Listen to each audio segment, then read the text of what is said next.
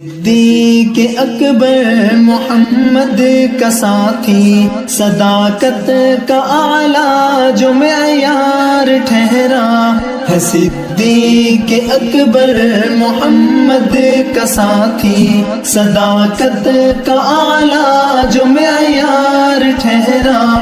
وہ ختم الرسل کا مددگار اول، محمد کا پہلا وہ دلدار ٹھہرا۔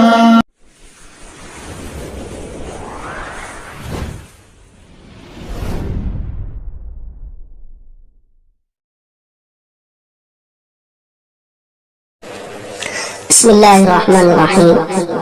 السلام علیکم ورحمۃ اللہ وبرکاتہ۔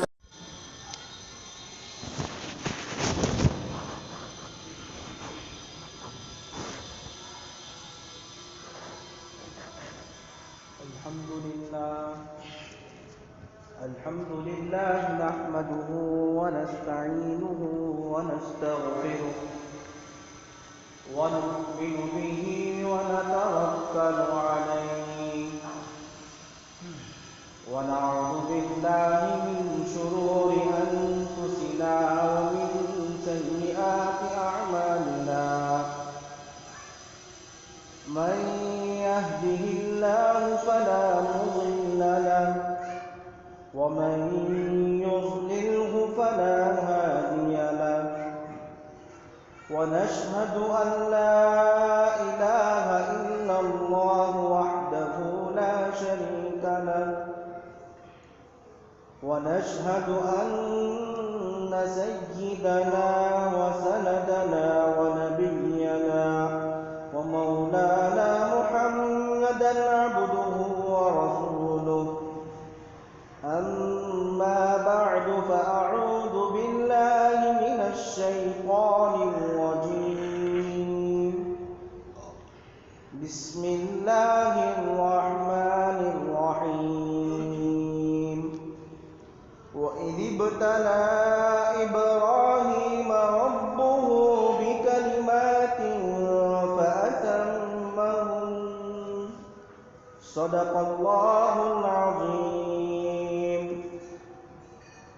رب اشرح لي صدري ويسر لي أمري واحلل عقدة من لساني يفقه قولي.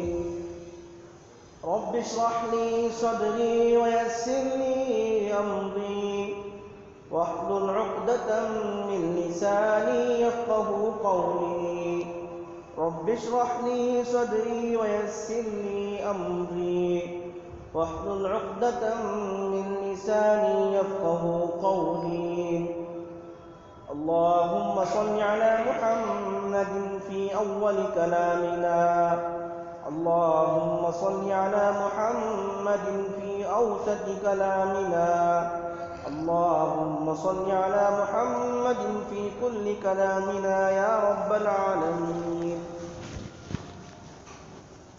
محترم حضرات، معزز سامعین اعظام، اللہ رب ذوالجلال کا ہم پر کروڑ کروڑ اس کا احسان اور فضل ہے کہ اللہ تبارک و تعالی نے ہم سب کو جمعہ جیسے ایک عظیم الشان دن میں اور مزید برآں اہم فریضہ نماز جمعہ ادا کرنے کی توفیق عنایت فرمائی۔ حضرات، دیکھنے کے اعتبار سے اگر دیکھا جائے ہمارے ہندوستان کے حالات بہت خراب ہو چکے ہیں، بہت سی تبدیلیاں آ رہی ہیں۔ ایک طرف ہماری عید الاضحیٰ آ رہی ہے، ہم قربانی کے لیے جانوروں کو خریدتے ہیں، تو دوسری طرف ہم پر دباؤ پڑتا ہے کہ آپ ان کو مت آپ ان کو خرید فروخت مت کیجیے۔ دوسری طرف یہ جو جس مہینے سے ہم گزر رہے ہیں حج کا مہینہ، اللہ تبارک و تعالیٰ نے جن لوگوں کو اپنے گھر بلا لیا وہ بہت خوش نصیب ہیں۔ یہ نہیں کہ جو لوگ حج بیت اللہ کو نہیں گئے وہ خوش نصیب نہیں، لیکن وہ بھی خوش نصیب ہیں، یہ بھی خوش نصیب ہیں۔ خوش نصیب اور اس اعتبار سے کہ آج سے 1400 سال پہلے ساقی کوثر، شافی محشر، تاجدار بطحہ، احمد مجتبی محمد عربی صلی اللہ علیہ وسلم کے وہاں قدم مبارک پڑے تھے۔ آپ صلی اللہ علیہ وسلم کا جو سلیقہ تھا، جو ڈھنگ تھا،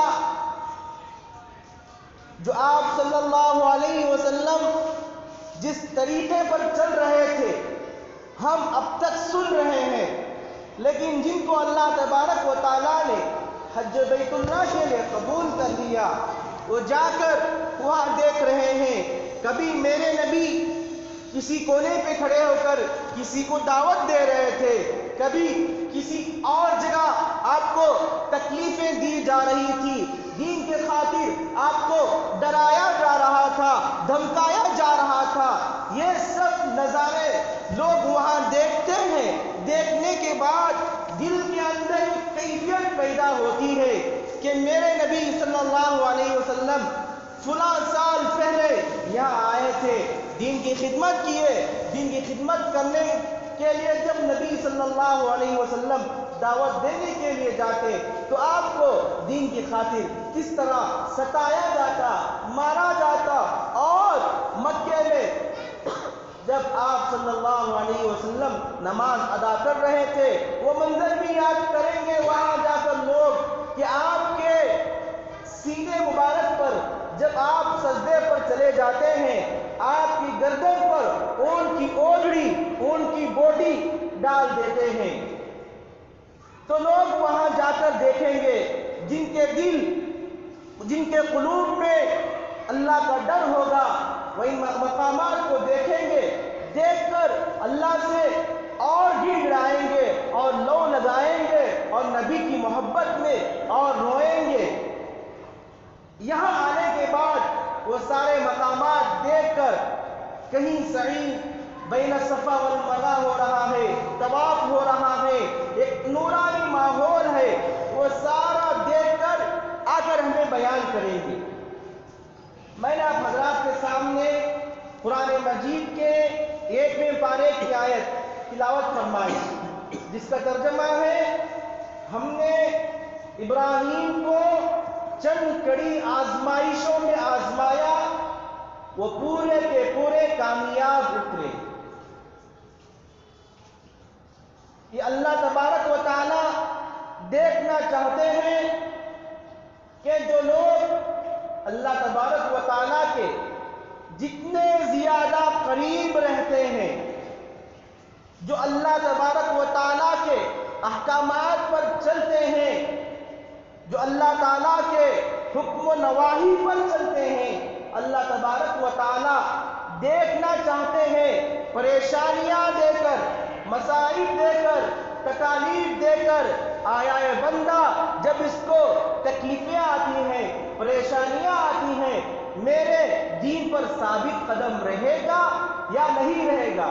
اللہ تبارک و تعالیٰ یہ اللہ تبارک و تعالیٰ کی فطرت ہے۔ یہ معاملہ تو جلیل القدر انبیاء علیہ السلام کے ساتھ بھی اللہ تبارک و تعالیٰ نے آزمایا۔ پورے کے پورے انبیاء علیہ السلام اللہ کے امتحان میں، اللہ کی کڑی آزمائشوں میں کامیاب ہوئے۔ ہمارے سامنے حضرت آدم علیہ السلام سے لے کر حضرت عیسیٰ کی سیرت موجود ہے، اور آخر میں ساقی کوثر، شافی محشر، تاجدار بطحہ، احمد مجتبی محمد عربی صلی اللہ علیہ وسلم کی سیرت مقدسہ بھی ہمارے سامنے ہے کہ اللہ کے نبی اس زمانے کے اعتبار سے جس قوم کے جانب بھی دعوت دینے جاتے، جو اللہ کے نبی کی بات کو مان لیتے اللہ ان کو کامیاب کرتا، جو اللہ کے نبی کی بات کو ٹھکرائے یہ الگ ہے، لیکن اس کے ساتھ جو اذیتیں دی، تکالیف دی، اس کو برداشت کیا۔ اللہ تبارک و تعالی ہر انسان کو آزمانا چاہتا ہے، نبیوں کو بھی آزمایا گیا۔ میرے اور آپ کے آقا حضور صلی اللہ علیہ وسلم کو کس طرح آزمایا گیا۔ آپ کے راستوں میں کانٹے بچھا دیا کرتے تھے، کچرا کوڑا کرکٹ ڈال دیا کرتے تھے، یہاں تک کہ اللہ کے نبی صلی اللہ علیہ وسلم نے کہا، اس دین کے خاطر جتنا مجھے ستایا گیا، ڈرایا گیا، دھمکایا گیا، سارے نبیوں کو جتنا ستایا گیا وہ ایک ترازو کے پلڑے میں رکھ دیا جائے، دوسری طرف جو مجھے صرف دین کی خاطر، اللہ کے نام کو بلند کرنے کے خاطر، لوگوں کو دین کی طرف بلانے کی خاطر، لوگوں کو اچھائی کی طرف بلانے کی خاطر جو میں نے ان کے سامنے پیش کیا، ان تکالیف کو اگر ترازو کے دوسرے پلڑے میں رکھ دیا جائے تو میرا تکلیف والا پلڑا بھاری ہو جائے۔ بہت تکالیف دیے گئے رسول صلی اللہ علیہ وسلم کو، اللہ تعالیٰ تکالیف دے کر یہ دیکھنا چاہتے ہیں کہ بندہ جب خوش حالت میں رہتا ہے، میرا کام پر چلتا ہے یا نہیں۔ یہ تو بظاہر بات ہے کہ آپ خوشی کی حالت میں ہیں، آپ اللہ تعالیٰ کے احکامات کو ادا کرتے ہیں، اور جب سخت سے سخت حالات آپ پر آتے ہیں، آپ اللہ تعالیٰ کے امتحان میں کامیاب ہوتے ہیں یا نہیں، یہ اللہ تبارک و تعالیٰ دیکھنا چاہتے ہیں۔ ایسی ہی ایک بہت بڑی آزمائشوں کا ایک بہت بڑا سلسلہ کہہ لیجیے حضرت ابراہیم علیہ السلام کے ساتھ اللہ تبارک و تعالیٰ نے پیش کیا۔ حضرت ابراہیم علیہ السلام اللہ کے ان سارے امتحانات میں کامیاب ہوئے، تو میں اور آپ ہماری دکنی زبان کے خلاصے میں کہتے ہیں، ہم اور آپ کوسے کھیت کے مولی ہیں کہ ہم پر پریشانیاں نہ آئے، تکالیف نہ آئے۔ پریشانی بھی آئے گی، تکالیف بھی آئے گی، صبر کرنا پڑے گا۔ اللہ تعالیٰ یہ دیکھنا چاہتا ہے کہ میرا بندہ تکالیف کے آنے کے باوجود نمازوں کی پابندی کرتا ہے یا نہیں، سنتوں کی پابندی کرتا ہے یا نہیں۔ اللہ تبارک و تعالیٰ یہ دیکھنا چاہتے ہیں، جب بندہ تکالیف آ رہی ہے، گھر میں فاقہ ہے، اس کے باوجود بھی بیوی امور کو انجام دے رہا ہے، نماز پڑھ رہا ہے، اللہ سے دعا کر رہا ہے، اللہ سے مانگ رہا ہے، تو اللہ تبارک و تعالیٰ یہ بندے کے دل کی دنیا کو بدل دیتے ہیں، اور اس کے دل میں اللہ تبارک و تعالیٰ یہ قسم کا ایک نور پیدا کر دیتے ہیں۔ جب اللہ تبارک و تعالیٰ دیکھ لیتے ہیں یہ بندہ میرا بندہ ہو گیا، تو اللہ تبارک و تعالیٰ خود اس کی حفاظت کرتے ہیں، اور فرشتوں کے ذریعے اس کی حفاظت کرتے ہیں۔ فرشتوں کے ذریعے کیسے حفاظت کرتے ہیں؟ مثلاً آپ راستے سے چل رہے ہیں، گاڑی چلا رہے ہیں، ٹو ویلر چلا رہے ہیں، بہت 80 کی اسپیڈ میں جا رہے ہیں، آپ کو گرنا تھا، لیکن آپ کچھ نیک کام کیے، کچھ اچھے کام کیے، اللہ تبارک و تعالیٰ یہ سب دیکھ کر آپ کے ساتھ 2 فرشتوں کو مقرر کر دیتا ہے۔ اگر ایمان والے بھائی کو، نبی کے امتی کو اگر تکلیف ہو رہی ہے، وہ فرشتے اسے گرنے نہیں دیتے، حالانکہ گرنا تھا لیکن فرشتے اس کو روک لیتے ہیں۔ یہ کب ہوا؟ اس وقت ہوا جب کہ آپ نے اللہ کے احکامات پر چلے، خوشی میں بھی چلے، غم کی حالت میں بھی چلے۔ یہ چلنے کے بعد اللہ تبارک و تعالیٰ آپ کی مدد کرتے ہیں۔ ایسا نہیں کہ جو اللہ کے احکامات پر نہیں چلتے وہ اگر جا رہا تو گر گیا، ایسا نہیں۔ میرا اور آپ کا خدا ایسا ہرگز نہیں۔ وہ خدا جو ساری دنیا میں مسلمان کے علاوہ یہود و نصارہ ہمیشہ اللہ تبارک و تعالیٰ کی نافرمانی کر رہے ہیں، ہمیشہ اللہ تعالیٰ کو غصہ دلانے والے کام کر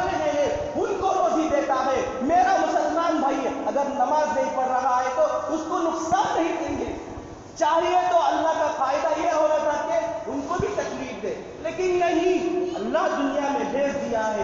اللہ دنیا میں دیکھنا چاہتا ہے میرا بندہ یہاں دنیا میں آنے کے بعد میرے احکامات پر کتنا چلتا ہے، میرے نبی کے طریقوں پر کتنا چلتا ہے۔ جب اللہ تبارک و تعالیٰ دیکھ لیتے ہیں تو اللہ تبارک و تعالیٰ اس کے بعد کی زندگی جو آپ کی آنے والی ہے ایک دم اچھی کر دیتے ہیں۔ ایسے ہی آزمائش کا سلسلہ ابا جان حضرت ابراہیم علیہ السلام کے ساتھ ہوا۔ ایک صحابی حضور صلی اللہ علیہ وسلم کی خدمت اقدس میں حاضر ہوئے اور عرض کیا، اے اللہ کے نبی، میں آپ کو اور اللہ کو حد سے زیادہ محبت کرتا ہوں۔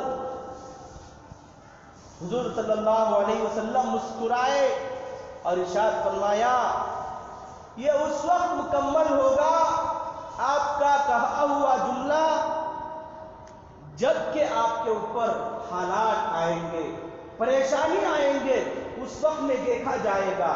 اگر آپ ان پریشانیوں میں مکمل کامیاب ہو گئے تو آپ واقعی اعتبار سے اللہ اور اس کے رسول سے سچی محبت کرنے والے ہوں گے۔ حضرت ابراہیم علیہ السلام کی پیدائش کہاں ہوئی دوستو؟ حضرت ابراہیم کے والد کون تھے؟ حضرت ابراہیم کے والد بتوں کو بناتے تھے۔ ہماری اردو زبان میں حضرت ابراہیم علیہ السلام کے والد دیوالام کو بناتے تھے، بڑے بڑے دیوالام بناتے تھے اور اس کی پوجا کرتے تھے۔ ان کے بیٹے حضرت ابراہیم علیہ السلام ہیں۔ حضرت ابراہیم علیہ السلام کی سیرت ایسی سیرت ہے دوستو، وقت کا تقاضا اور نزاکت کو دیکھ کر میں یہ بات کر رہا ہوں کہ حضرت ابراہیم علیہ السلام کی سیرت بہت لمبی ہے۔ میں اس کو آپ کے سامنے مختصر سے مختصر انداز، شارٹ اینڈ سویٹ انداز میں پیش کروں گا کہ حضرت ابراہیم علیہ السلام جبکہ آپ کے والد بادشاہ جو نمرود تھا اس کے ساتھ میں تھے، اور حضرت ابراہیم علیہ السلام آپ کی ان کے والد کی اولاد تھی۔ ایک قاعدہ، ایک مثال سے سمجھ لیجئے، ہمارے گھر میں جو بچے ہیں، باپ جو کرتا ہے، جو اچھائی کرتا ہے، بچہ اسے دیکھتا ہے، دیکھنے کے بعد اسی کو عمل کرتا ہے۔ اسی طرح اگر دیکھ لیا جائے، حضرت ابراہیم علیہ السلام کے والد خود ایک بتوں کو بنانے والے تھے، لیکن اللہ تبارک و تعالیٰ نے اس کے باوجود بھی حضرت ابراہیم علیہ السلام کے دل سے بتوں کو نفرت پیدا کر دی۔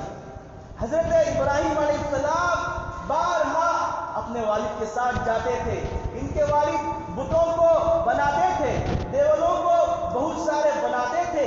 جب بازار اکٹھا ہوتا تو حضرت ابراہیم کو بیچنے کے لیے بھیجتے، حضرت ابراہیم وہاں نہیں جاتے۔ باپ غصہ ہو جاتا، ناراض ہوتا، کہتا میرا بیٹا ہو کر میرا ساتھ نہیں دیتا، لیکن کیونکہ اللہ تبارک و تعالیٰ نے حضرت ابراہیم علیہ السلام کی جو دل کی دنیا ہے اس کو بدل دیا تھا۔ میں اپنی بات کو مختصر کرتے ہوئے حضرت ابراہیم کے تذکرہ کو بالکل مختصر انداز سے آپ کے سامنے رکھ رہا ہوں۔ حضرت ابراہیم علیہ السلام کی بچپن ایسے اس میں گزرا کہ گھر کے اندر جو ماحول تھا وہ توحیدانہ ماحول نہیں تھا، کہ خود آپ کے والد بتوں کی عبادت کرتے تھے، بتوں کی پرستش کرتے تھے۔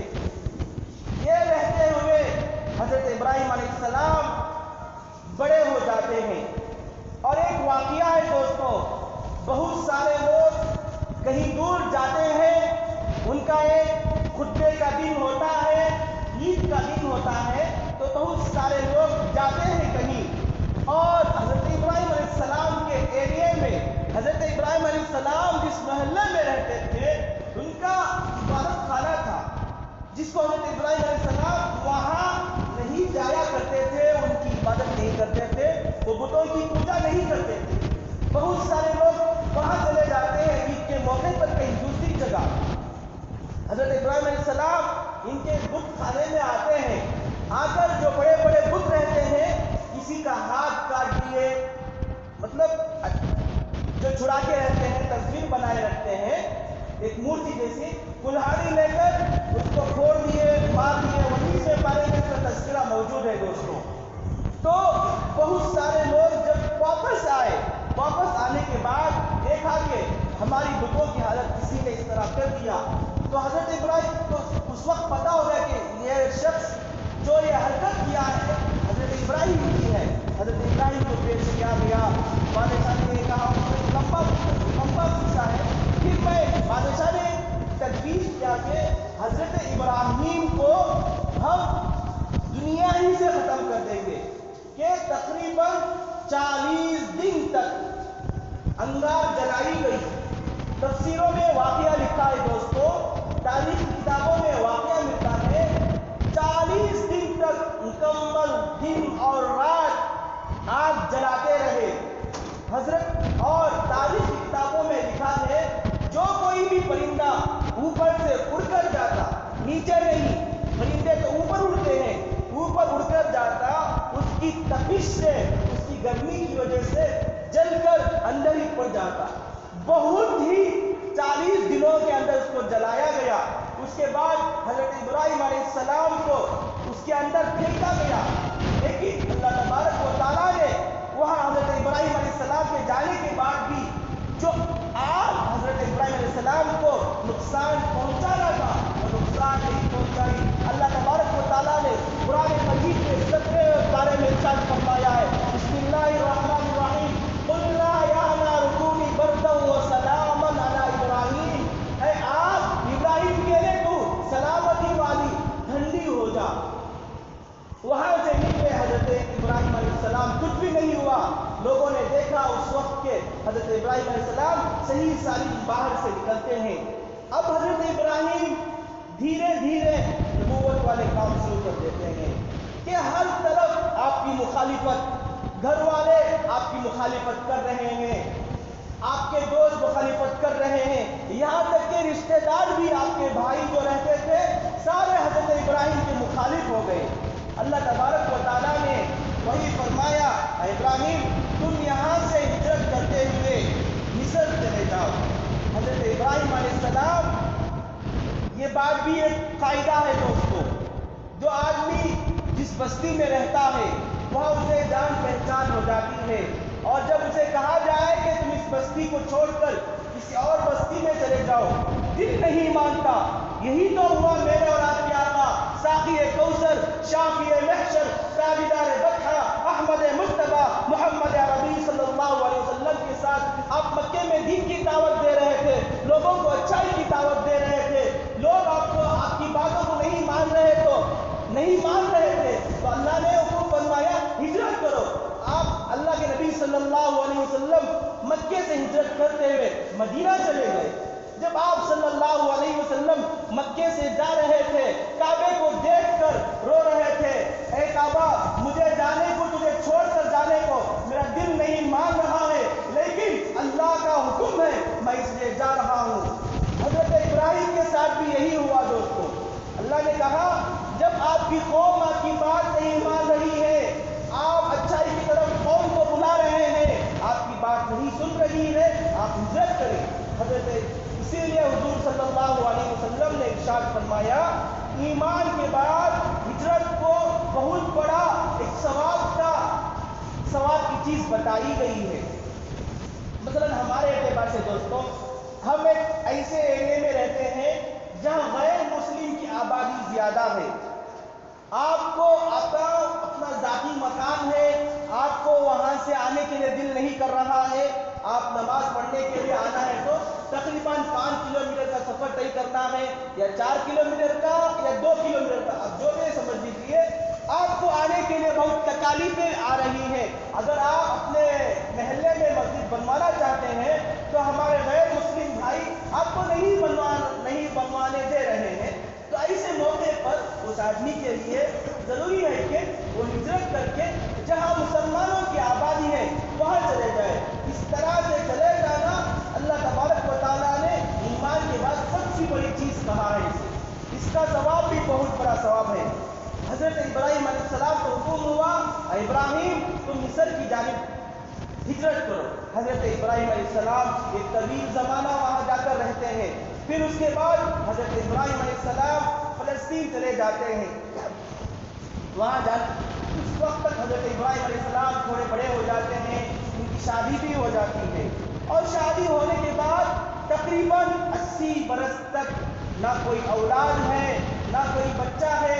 حضرت ابراہیم علیہ السلام اللہ تعالیٰ سے لو لگائے ہوئے ہیں، اے اللہ مجھے اولاد عطا فرما، رب هب لی من الصالحین، اے اللہ مجھے نیک صالح اولاد عطا فرما۔ 80 سال ہو گئے، اب تک آپ کو کوئی اولاد نہیں۔ حضرت سارہ آپ کی پہلی بیوی، حضرت سارہ رضی اللہ عنہا، ان کی ایک باندھی تھی۔ ہمارے جنرل اردو کے اعتبار سے میں آپ کو کہہ رہا ہوں، باندھی مطلب نوکرانی۔ حضرت سارہ کی ایک نوکرانی تھی۔ جب حضرت سارہ نے دیکھا ان کے بدن سے کوئی اولاد نہیں ہو رہی ہے، کوئی بچہ پیدا نہیں ہو رہا ہے، تو حضرت سارہ نے ان کی باندھی جس کا نام حضرت ہاجرہ تھا، ہاجرہ کو حضرت ابراہیم کے لیے تحفہ کر دیا۔ آپ اس کے لیے تحفہ کر دیا، آپ اس کے ساتھ زندگی ساتھ بسر کرتے رہے۔ تقریباً دوستو 80 برس کے بعد، 80 سال کے بعد، سب سے پہلے حضرت سارہ کی عطا کردہ باندھی حضرت ہاجرہ کی بطن ان کو اولاد پیدا ہوتی ہے، جن کا نام حضرت اسماعیل ہے۔ اور ٹھیک اسی طرح یہ تقریباً 1 یا 2 سال کے فاصلے کے بعد پھر حضرت سارہ کو لڑکا پیدا ہوتا ہے۔ میاں بیوی دونوں سامنے رہتے ہیں۔ انسانیت کا تقاضا ہے کہ آپ، حضرت سارہ نے کہا، آپ جب ان کو بچہ پیدا ہوا حضرت سارہ کو، تو حضرت سارہ نے حضرت ابراہیم علیہ السلام سے کہا، میرا دل یہ گوارا نہیں کر رہا ہے کہ یہ میرے سامنے رہے، آپ ایسا کیجئے اس کو یہاں سے لے کر کہیں دور چھوڑ کر آئیے۔ حضرت سارہ نے کہہ دیا۔ پھر یہاں حضرت اسحاق علیہ السلام پرورش پا رہے ہیں، تو اللہ نے حضرت ابراہیم علیہ السلام کو وحی کیا، اے ابراہیم تم اپنی بیوی اور بچوں کو لے کر یہ غیر ذی زرع مقام میں چھوڑ کر آؤ، ایسی جگہ جہاں نہ پہاڑ ہو، نہ درخت ہو، نہ پانی ہو، نہ کوئی آدمی آتا جاتا ہو، ایسی جگہ تم جا کر چھوڑ کر آؤ۔ یہ وہی ہو گیا۔ حضرت ابراہیم علیہ السلام اپنے لڑکے حضرت اسماعیل علیہ السلام کو لیے اور اپنی بیوی حضرت ہاجرہ کو لیے، اور ساتھ میں چند کھجوریں اور پانی مشکیزے میں بھر لیے۔ اس زمانے کے اعتبار سے جو بھی کھانے کی چیزیں تھیں حضرت ابراہیم علیہ السلام مختصر سا لے لیے اور چل دیے، ایک چٹیل میدان کی جانب چلے گئے۔ جب چھوڑ کر آ رہے تھے بیوی اور بچے کو، بیوی نے، حضرت ہاجرہ نے حضرت اسماعیل حضرت ابراہیم کے گریبان کو پکڑ لیا۔ کہاں جا رہے ہو؟ ہم اس چٹیل میدان میں چھوڑ کر، یہاں کوئی آدمی نہیں ہے، ہم کیسی زندگی گزاریں گے؟ تو حضرت ابراہیم نے کہا، یہ میرے رب کا فیصلہ ہے، میرے رب نے میرے ساتھ آپ کو یہی سلوک کرنے کو کہا ہے۔ جب یہ حضرت ہاجرہ سنتی ہے، وہ بھی اللہ کی نیک بنتی تھی، اس نے بھی ہنسی خوشی تنہا رہنے کو قبول کر لیا۔ حضرت ابراہیم علیہ السلام جب تک تھے تو دیکھ رہے تھے، جب آپ کی آنکھوں سے، آپ کی نظروں سے اپنی بیوی اور بچہ اوجھل ہو گیا، آنکھوں سے دور ہو گئے، تو حضرت ابراہیم نے کہا، اے اللہ آپ نے میرے ساتھ سخت آزمائش کی، آپ نے کہا بیوی اور بچے کو چھوڑنے کے لیے، میں نے چھوڑ دیا تیرے حکم پر چلتے ہوئے، اے اللہ آپ اس کی حفاظت فرمانا۔ یہ کہہ کر حضرت ابراہیم علیہ السلام وہاں سے چلے جاتے ہیں۔ اب ان کے پاس جو مختصر سا توشہ تھا، کھجوریں تھی اور مشکیزے میں جو پانی تھا، تھوڑے دن تک چلتا رہا۔ جب تھوڑے دن گزر گئے، کھانے کی فکر ستا رہی تھی، ادھر بچہ رو رہا ہے، حضرت چھاتیوں میں دودھ کا جو یہ تھا وہ سوکھ گیا تھا، آپ کا سینہ بالکل سوکھ گیا تھا۔ حضرت حاجرہ بچے کو پانی تلاش کرنے کے لیے کہیں جاتی ہے، دور جاتی ہے۔ جب بچہ آنکھوں سے اوجھل ہو جاتا ہے، دوڑی ہوئی بھاگ کر آتی ہے، بچے کو دیکھتی ہے، ذرا اطمینان ہو جاتا ہے۔ چھوٹا بچہ پڑا ہوا زمین پر ایڑیاں رگڑ رہا ہے، پھر کہیں جاتی ہے پانی تلاش کرنے کے لیے، پھر پانی نہیں ملا، پھر واپس آ گئی۔ ایک بات مشہور ہے دوستوں، یہ اسرائیلی روایات میں سے ہے کہ حضرت اسماعیل علیہ السلام ایڑیاں رگڑ رہے تھے جس کی وجہ سے پانی آ گیا۔ یہ اسرائیلی روایات میں سے بچہ رگڑے پانی آ جائے، یہ ایسا نہیں ہے دوستو۔ اللہ تبارک و تعالیٰ اس وقت جو وہاں واقعہ پیش آ رہا تھا، ماں کی دل کی دھڑکن کو سمجھ رہے تھے، بچہ پانی کے واسطے ترس رہا تھا، پھر ملا رہا تھا، تو اللہ نے حضرت جبرائیل علیہ السلام کو وحی کے ذریعے بھیجا۔ حضرت جبرائیل علیہ السلام وہاں آئے، اپنے دونوں پر مارے، اس کے بعد پانی نکلا۔ یہ اثر ہے دوستو۔ حضرت اسماعیل کے رگڑنے کی وجہ سے پانی نہیں آیا، یہ بات مشہور ہو چکی ہے، یہ غلط بات ہے دوستو۔ اسماعیل کے رگڑنے کی وجہ سے پانی نہیں آیا، حضرت جبرائیل علیہ السلام آئے، اپنا پر مارے، وہاں پانی آیا۔ حضرت حاجرہ رضی اللہ عنہ بچے کو پانی کی تلاش کے لیے صفا کی جانب نکلتی ہے، کبھی مروہ کی جانب نکلتی ہے۔ جب پانی آ گیا، حضرت حاجرہ رضی اللہ عنہ بہت خوش ہوئی۔ اور اس سے پہلے دوستو ایک ایسا وقت بھی آتا ہے ماں اور بیٹے پر، بچے کی آنکھیں اندر چلے جاتی ہے، چہرہ زرد پڑ جاتا ہے، چہرے کا رنگ پیلا ہو جاتا ہے، ایسا لگتا ہے کہ بچہ اب اور تب مرنے والا ہوتا ہے۔ ایسے حالت میں اللہ تبارک و تعالیٰ نے ایسے سخت آزمائشوں کے بعد حضرت جبرائیل کو بھیجتے ہیں، وہاں پانی کا سلسلہ جاری ہوتا ہے۔ آج ہم پر جو حالات آ رہے ہیں، جو پریشانیاں آ رہی ہیں، اس کو برداشت کرنا چاہیے دوستو۔ مسلمان زندہ قوم ہے، مسلمان پر حالات آئیں گے، پریشانیاں آئیں گی، گھبرانا نہیں۔ ہم مسلمان ہیں کیونکہ ہم آخری نبی کی امت ہے، ہم محمد رسول اللہ کو پڑھنے والے ہیں دوستو۔ میرا اور آپ کی جو یہاں آ رہے ہیں، ہم آخری امت ہے جو پریشانیاں آ رہی ہیں۔ مسلمانوں پر کبھی طلاق کے اعتبار سے، کبھی ہمارے ماں اور بہنوں کے پردے کے اعتبار سے پریشانیوں کو جھیلنا سیکھو۔ مکی زندگی میں صحابہ کو کس طرح دین کے خاطر ستایا گیا۔ حضرت صہیب رومی رضی اللہ عنہ کتنے بڑے مالدار کے بیٹے تھے، بادشاہ کے بیٹے تھے۔ اس زمانے میں حضرت صہیب رضی اللہ تعالیٰ مکے کی گلیوں سے گزرتے، ایمان لانے سے پہلے گزر کر چلے جاتے تو لوگ کہتے کہ یہاں سے صہیب رومی گزر کر گیا ہے۔ جب یہ صاحب ایمان کے اندر داخل ہوتے ہیں، جسم میں کپڑا نہیں ہوتا ہے، ایک چادر پہنتے ہیں، چادر میں بھی کانٹا لگا لے، پن بھی نہیں تھا، کیکر کا کانٹا توڑ کر کانٹا لگا لیتے ہیں۔ اسلام کی خاطر ان لوگوں نے قربانیاں برداشت کی، اپنے آپ کو مٹا دیا، اپنے آپ کو کھپا دیا۔ حضرت بلال حبشی رضی اللہ عنہ کے بارے میں کیسے حالات آتے ہیں۔ حضرت بلال حبشی کی سیرت ہمارے سامنے ہے دوستو۔ حضرت بلال حبشی رضی اللہ عنہ کو لٹا دیا جاتا، آپ کو دھوپ کا اگر اندازہ نہ ہو، آپ میں سے جو لوگ مکہ مکرمہ گئے ہیں وہاں آپ نے اندازہ کیا ہوگا، یا آپ مکہ مکرمہ نہیں گئے، کم از کم آپ تمل ناڈو کو تو گئے ہوں گے، چنئی کو تو گئے ہوں گے۔ خدا کی قسم دوستو ایسی دھوپ رہتی ہے، ایسی۔ ہم میل اشاروں میں جب پڑھا کرتے تھے، ظہر کی نماز 2 بجے تھی، جب 2 بجے ظہر کی نماز پڑھ کر ہم شہر سے نکلتے تو بالکل پیر رکھنے کے لیے برداشت کرنے کی طاقت نہیں رہتی، معمولی سی دھوپ ہمیں برداشت نہیں ہوتی دوستو۔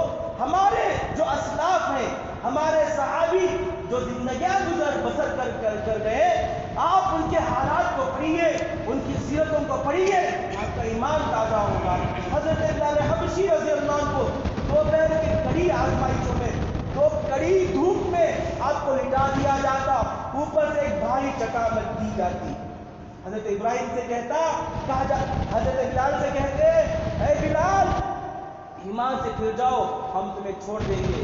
لیکن انہوں نے جو نبی کی محنت کو دیکھا, نبی کی مجلس میں بیٹھنے سے دین کی جو حلاوت آتی تھی ان کو پتا تھا, نماز میں جو حلاوت آتی تھی ان کو پتا تھا, یہ سبحان اللہ بولنے سے کیا لذت محسوس ہوتی تھی ان کو پتا تھا. حضرت بلال حبشی نے کہا احد میں اسی پر مر جاؤں گا لیکن میں دین سے نہیں پھروں گا. دوستوں تکالیف آئیں گی, پریشانی آئیں گی, پریشانیوں کو جھیلنا سیکھو, برداشت کرنا سیکھو, صبر کرنا سیکھو. ہمارے ابا جان حضرت ابراہیم علیہ السلام کے ساتھ بھی ایسا ہی ہوا. دوستوں آپ اندازہ کیجئے 80 سال تک ان کی پرورش ہوئی.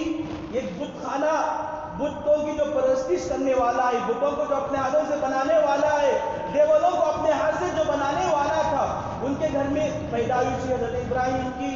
پھر آپ کو لوگوں نے ساتھ نہیں دیا, پھر آپ بڑے ہوئے, بڑے ہونے کے بعد 80 کئی سا امتحان ہے. دیکھو دوستوں آج ہمارے گھروں میں اللہ پر کوئی پریشانی آ جاتی ہے ہم سیدھے اللہ کو گالی دے دیتے ہیں. ہے نہیں ایسا نہیں کرنا میرے بھائیوں. پریشانی کو جھیلنا سیکھو, برداشت کرنا سیکھو. 80 سال ہوئے, 80 سال تک کوئی اولاد نہیں, اللہ سے کچھ بھی نہیں, اے اللہ مجھے اولاد عطا فرما. دین کے اعتبار سے لوگوں نے اپنی بات نہیں مانی, ہجرت کرنے کو کہا, ہجرت کر کر آ گئے حضرت ابراہیم علیہ السلام. ان تمام کڑی آزمائشوں کے بعد دوستو حضرت ابراہیم علیہ السلام تھوڑے بڑے ہوتے. اولاد پیدا ہونے سے پہلے حضرت ابراہیم علیہ السلام نے یہ منت مانی تھی. اس سے پہلے دوستو جب 8ویں ذی الحجہ کی رات ہوئی, حضرت ابراہیم علیہ السلام خواب میں دیکھا کہ آپ اپنے بیٹے کو اپنے بیٹے کی طرف سے قربانی کر رہے ہیں. اور انبیاء علیہ السلام کو جو خواب نظر آتا ہے وہ وہی ہوتا ہے. دوستوں وہی کی طرح ہوتا ہے. میرا اور جو آپ کے خواب ہیں وہ الگ بات ہے. جو نبیوں کو خواب پڑھتے تھے وہ بالکل سچے پڑھتے تھے. اسی لیے میرے اور آپ کے آقا حضور مدنی صلی اللہ علیہ وسلم کو نبوت سے پہلے جو خواب آپ کو دکھائے گئے, نبوت کے بعد وہ خواب پورے ہوئے. اسی طرح حضرت ابراہیم علیہ السلام کو حضرت اسماعیل علیہ السلام نے خواب میں دیکھا کہ آپ نے حضرت اسماعیل علیہ السلام کے نام پر اونٹ قربانی کر رہے ہیں. تو آپ نے اس کا یہ مفہوم لیا, آپ نے اس کی تعبیر لی کہ میں اونٹ قربان کروں گا. یہ 8ویں ذی الحجہ کی رات ہو گئی. پھر 9ویں ذی الحجہ کو اسی طرح خواب دیکھتے ہیں, پھر اونٹ کو ذبح کرتے ہیں. پھر جب 10ویں ذی الحجہ کو دیکھتے ہیں تو حضرت ابراہیم علیہ السلام سمجھ جاتے ہیں میں بچہ کے پیدا ہونے سے پہلے اللہ سے منت مانگی تھی, اگر مجھے کوئی اولاد ہوگی تو میں اس کو اللہ کی راہ میں قربان کروں گا. یہ ایک لمبا زمانہ ہو گیا کیونکہ 80 سال کے بعد اولاد پیدا ہوئی تھی نا, اس لیے حضرت ابراہیم علیہ السلام بھول گئے تھے. جب حضرت ابراہیم علیہ السلام خواب میں دیکھا کہ میں اپنے بیٹے کو ہی ذبح کرنا ہے, تو اپنے گھر میں جو ان کی والدہ تھی ان سے کہتے ہیں میں نے اس طرح کا خواب دیکھا ہے, فلاں فلاں بتاتے ہیں. پھر اس کے بعد حضرت ابراہیم علیہ السلام سے جا کر کہتے ہیں کہ میں نے اس طرح خواب میں دیکھا ہے تو قربان جائیے. اس بچے پر, ننھا منا سا بچہ تھا, اس نے کہا قد صدقت الرؤیا, اے ابو, اے میرے والد, جو آپ کو خواب میں دکھایا گیا, آپ کو جو بتایا گیا آپ اسے کر رہیے, آپ مجھے صبر کرنے والوں میں سے پائیں گے. بیٹے نے بھی حضرت ابراہیم علیہ السلام کو منظوری دے دی کہ مجھے قربان کر دو. اب ادھر گھر سے حضرت ابراہیم علیہ السلام نکلتے ہیں, ان کی والدہ حضرت ابراہیم علیہ السلام کو نہلا دھلا کر اچھے کپڑے پہناتی ہیں. ادھر گھر سے نکلتے ہیں, بہت روتے ہیں کیونکہ 80 سال کے بعد اولاد ہوئی, بہت آزمائشوں کے بعد اولاد ہوئی. اس کے بعد سخت سے سخت آزمائش ہو رہی ہے کہ اپنے لڑکے کو قربان کرو. خیر حضرت ابراہیم علیہ السلام سے لے کر آتے ہیں, مینا کی طرف آتے ہیں۔ بچہ کہتا ہے اے ابا جان، جب آپ مجھے ذبح کر رہے ہیں سیدھا گلے پر ذبح مت کرنا، سیدھا مت کرنا، آپ مجھے گردن کی جانب سے ذبح کریں۔ اگر آپ مجھے گلے کی جانب سے ذبح کریں گے، ہو سکتا ہے کہ میری محبت آپ کو ستائے، آپ نہ کاٹیں، آپ مجھے ذبح نہ کریں۔ اگر میری محبت آپ کو ستائے گی تو خدا کے حکم میں کوئی کمی بیشی ہوگی۔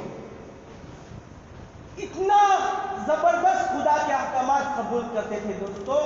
آج ہمارے ایمان والے بھائی، ہمارے ایمان کی کیفیت کیا ہے؟ آج ہمارا ایمان والا بھائی کتنے وقت کی نماز ادا کرتا ہے؟ آج ہمارا ایمان والے بھائی کا لین دین کیسا ہے؟ آج ہمارے ایمان والا بھائی راستے سے جاتا ہے تو کیسا جاتا ہے؟ کس طرح سے لوگوں سے پیش آتا ہے؟ کیا ہو گیا دوستو ہمیں؟ ہمارے سامنے صحابہ کی زندگیاں موجود ہیں، وہاں اللہ کے ایک حکم میں کمی بیشی ہونے کی وجہ سے حضرت اسماعیل نے اپنے والد سے کہا الٹا ذبح کرنا۔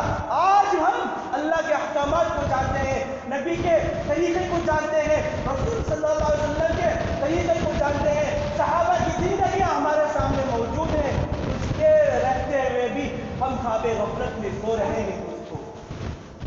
اپنے واسطے اللہ کے لیے بدو دوستو، اللہ کے لیے بدو، ایک پکا سچا مسلمان بن کر رہو دوستو۔ جب حضرت اسماعیل علیہ السلام نے کہا اے ابا جان سیدھی جانب سے مجھے مت ذبح کیجیے، الٹی جانب سے گردن کی جانب سے آپ مجھے ذبح کریں، حضرت ابراہیم علیہ السلام قبول کر لیتے ہیں۔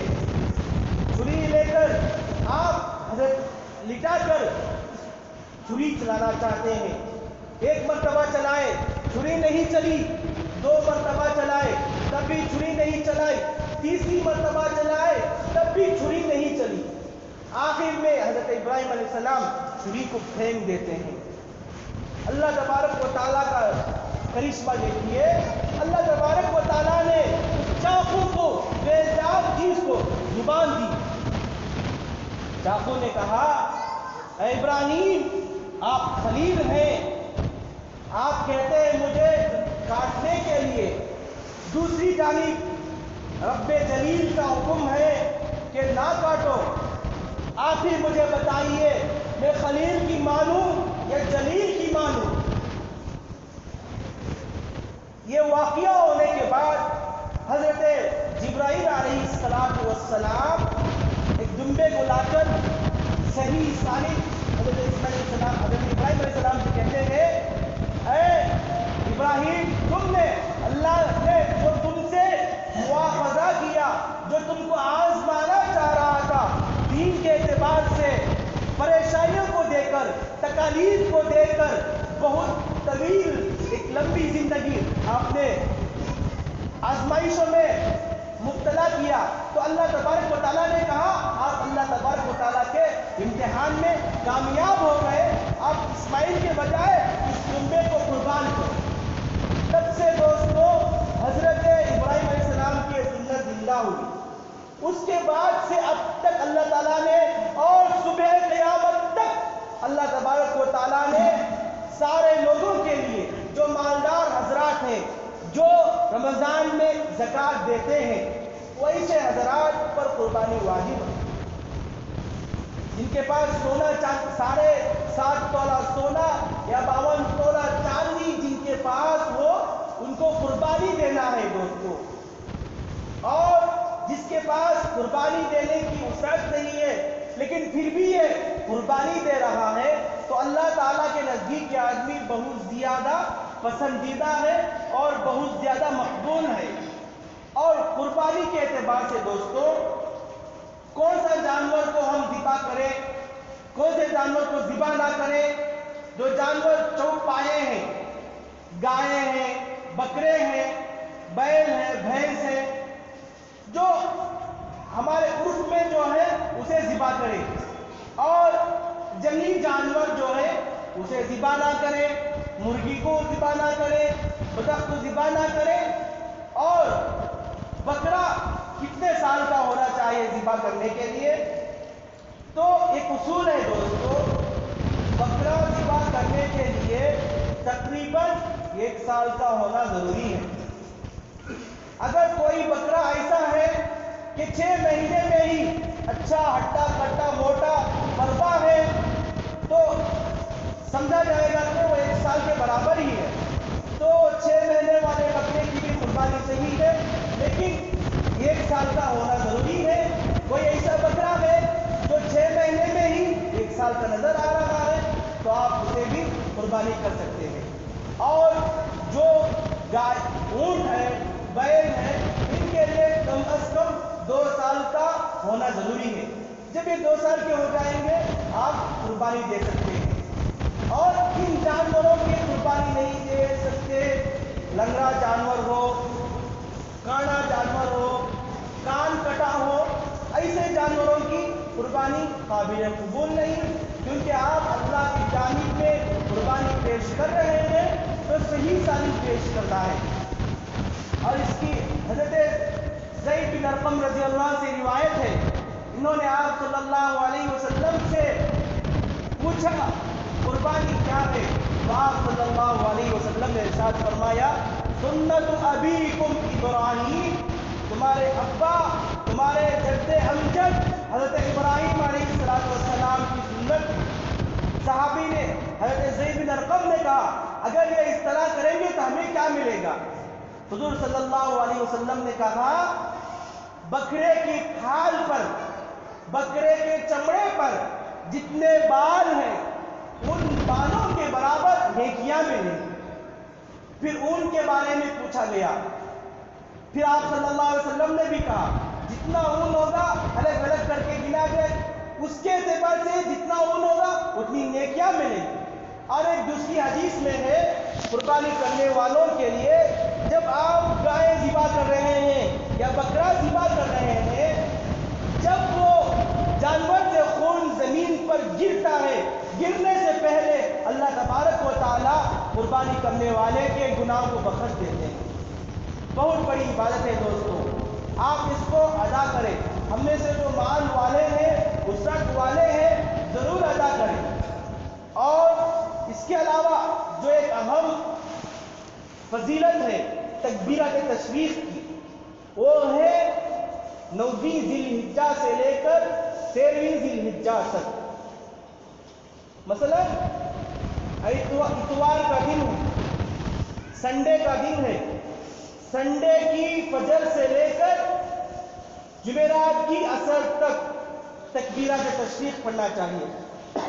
اللہ اکبر لا الہ الا اللہ اللہ اکبر وللہ الحمد، 1 مرتبہ پڑھنا چاہیے اور 3 مرتبہ پڑھنا مسنون ہے۔ تاریخ ملاحظہ کر لیجئے، اتوار کی فجر سے لے کر آنے والا جو جمعرات ہے 1 ہفتے کے اندر ہی مکمل ہو جائے گا۔ اتوار کی فجر سے لے کر جمعرات کی عصر تک تکبیرۃ تشریق پڑھنا ہے۔ اگر آپ نماز جماعت کے ساتھ ادا کر رہے ہیں تو جماعت کے ساتھ تو پڑھتے ہیں، پڑھ لیں گے، لیکن اس کے علاوہ اگر آپ کی نماز قضا ہو گئی تو آپ جب نماز اپنی مکمل کر لیں گے، قضا نماز کے بعد بھی آپ کو پڑھنا ہوگا۔ عورتیں اپنے گھروں میں پڑھیں گی، آپ اس پر عمل کریں، انشاءاللہ اللہ اس کا بہت بڑا ثواب عطا فرمائے گا۔ جو کچھ کہا گیا ہے، سنا گیا ہے، اللہ تبارک و تعالیٰ اس پر عمل کرنے کی توفیق عنایت فرمائے، آمین۔ وآخر دعوانا الحمدللہ رب العالمین۔ جو حضرات سنت نہیں پڑھے ہیں وہ سنت پڑھیں۔